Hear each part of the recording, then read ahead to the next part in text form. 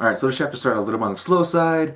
We see everyone who was knocked out from this previous battles taken away back to where they were holding Damari to recuperate. Damari is dissing Natsu, saying he's a demon. They don't know what he is. They never knew what he is. And Lucci's like, why don't you just shut the fuck up? Because I'm pretty sure you don't know a fuck about Natsu, while we, who are his friends, actually know who he is and what he stands for and all that, so your thoughts mean nothing. And they're pretty much talking about how they're glad they got to him in time, or else their wounds wouldn't have been properly fixed, and they're talking about Natsu's main wound, pretty much his E.N.D form, his tumor, that there's nothing they can do about it now, and Portalius is pretty much amazed that it could do whatever it did, activate, and pretty much allow him to move in Damaria's time manipulation magic. And the conversation is interrupted when we see Natsu starting to evaporate, in a sense. He's starting to emit clouds of smoke from within his own body. And here we get to see Natsu transferred into the world of his memories, met by Zeref, who tells him he is gonna die soon.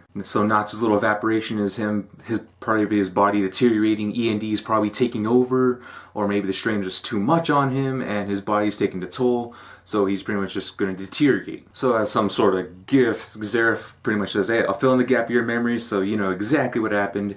And so we see Natsu's past, we see his family, and Zeref's talking about him like, yep, that's our mom and dad, that's you and me, but enough with this happy stuff. They were killed by dragons.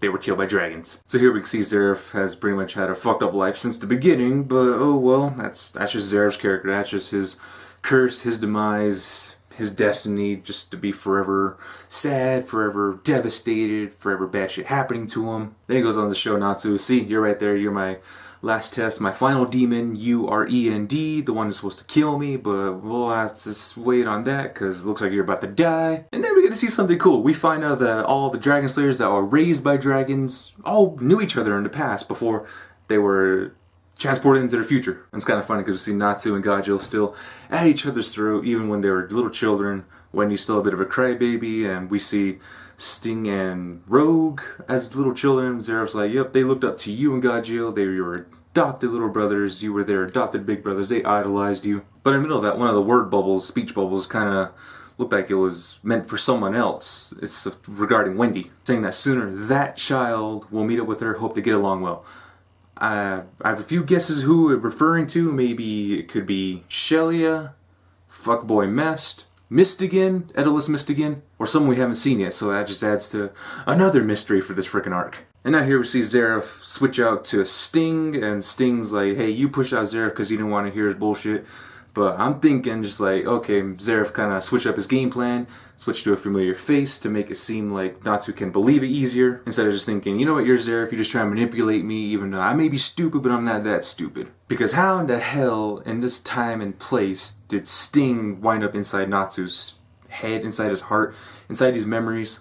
Did Sting really keep his memories? That means maybe Rogue kept his memories, if that is the case. But either way, Sting Zeref, Zeref Sting, pretty much ends it with I'm going to show you what really is inside your body, and Natsu's got a surprise look. It's another mystery for us again. More mysteries upon mysteries upon mysteries. But oh well. And the last bit of the chapter is why I'm wondering how could Sting be inside Natsu's mind when he's obviously running towards Yukino. And I was going to say here, Mashima was having a lot of fun with that pleasure match, if you know what I'm saying.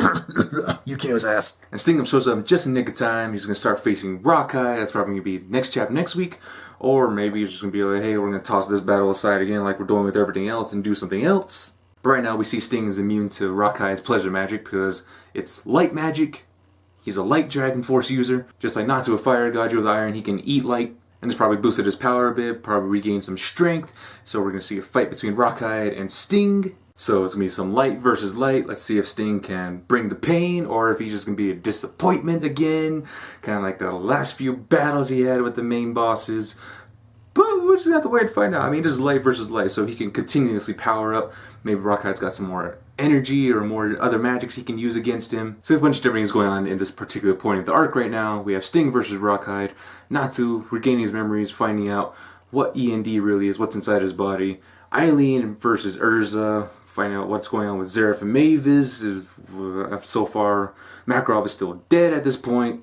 Just a bunch of different things going on right now. I feel like we're going to get all these answers all at once in one chapter. It's going to be a mind fuck, hopefully.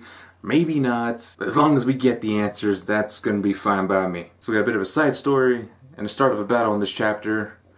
Not much going on, but good, more mysteries could happen for us to wait and see to unfold. So good, maybe 7.5. Not much happened, but enough to keep the interest going, enough to keep the hype going right now. And that's all I got for this one. So hope you enjoyed. Thanks for watching the video. This is Natsu signing out.